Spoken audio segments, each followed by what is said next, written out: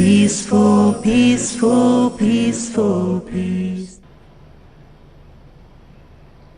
Furthermore, in Islam, a woman even inherits.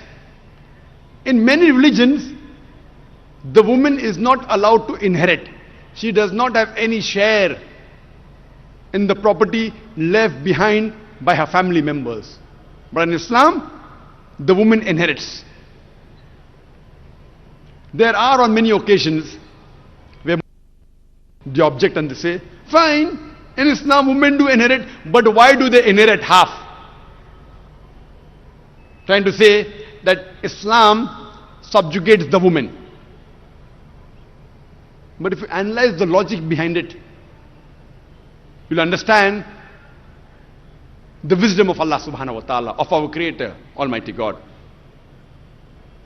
As I mentioned a few minutes earlier, in Islam, it is the man who bears the financial burden. Before woman is married, it is the father and the brother. After she's married, it is the husband and the son who looks after her lodging, boarding, clothing, and all financial aspects. If you read the Qur'an, the inheritance is given in several places. In Surah Baqarah chapter number 2 verse number 180, in Surah Baqarah chapter number 2 verse number 240, in Surah Nisa chapter number 4 verse number 7 and 9, in Surah Nisa chapter number 4 verse number 19, in Surah Nisa chapter number 4 verse number 33, in Surah Ma'idah chapter number 5 verse number 106 to 108, in several places. But the most specific share division is given in Surah Nisa chapter number 4 verse number 11 and 12, where it says that Allah subhanahu wa ta'ala has ordained that in what you leave your wealth for your children, the sons get double the share of the daughters. If only daughters, 2 or more, they share into third. If only one, she gets half. The verse continues, in what you leave for your parents, each get 1/6 if you have children. The mother gets 1/3 if there are no children. And the verse continues, in what your wives leave for you, you get half if there are no children. You get 1/4 if there are children. What you leave for your wives, they get 1/4 if there are no children. They get 1/8 if you have children. Don't confuse yourself. Go back home, open the Quran, Surah Nisa chapter 4 verse number 11 and 12. Easy. I do agree that most of the times the women inherit half the amount what the men inherit.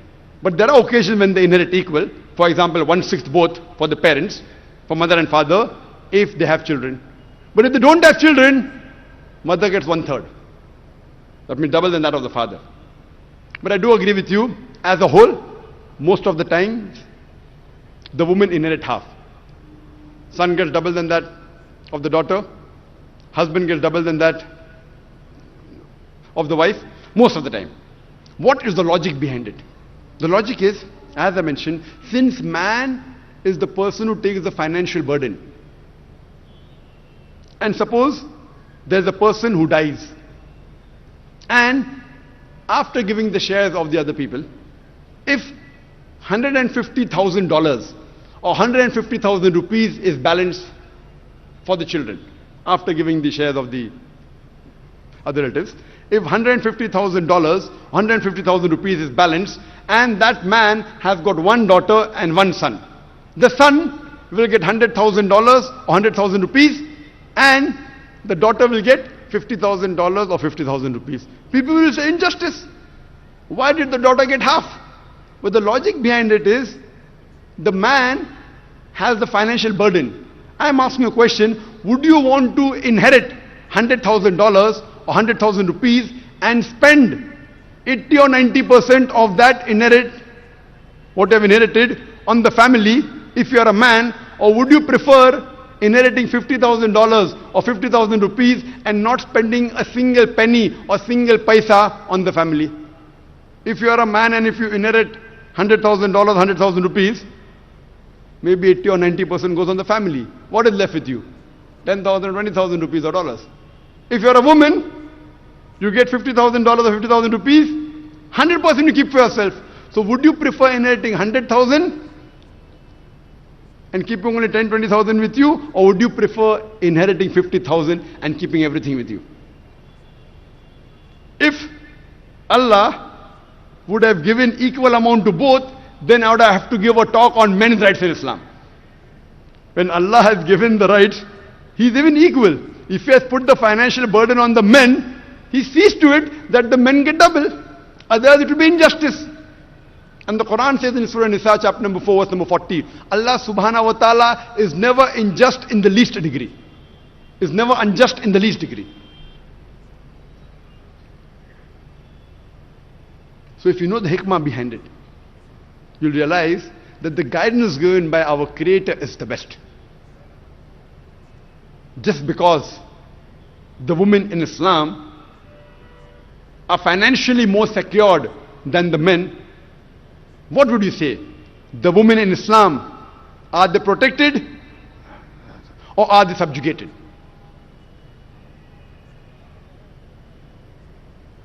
Let's discuss the social rights of the women in Islam. I have broadly divided the social rights of women in Islam into 4 subcategories.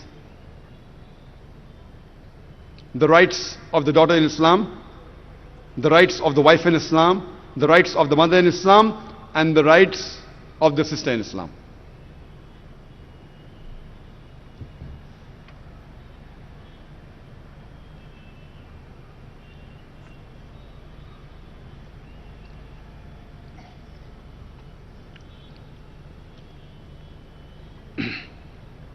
First we'll discuss the rights of the daughter in Islam.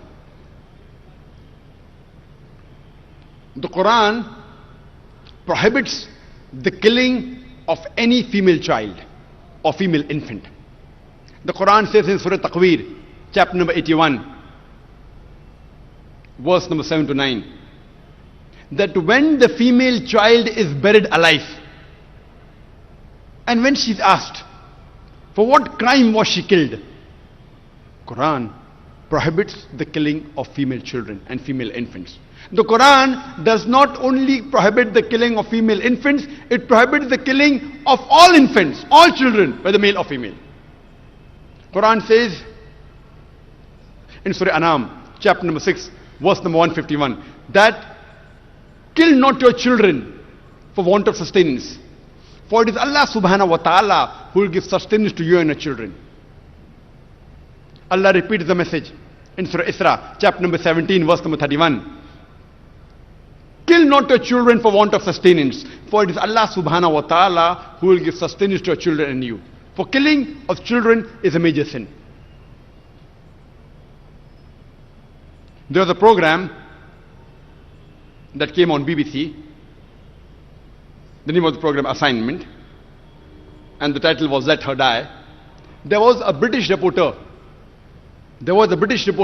by the name of Emily Beckenin, who comes from UK and does a survey of India, and she says that every day more than 3,000 fetuses are being aborted in India after they are identified that they are females.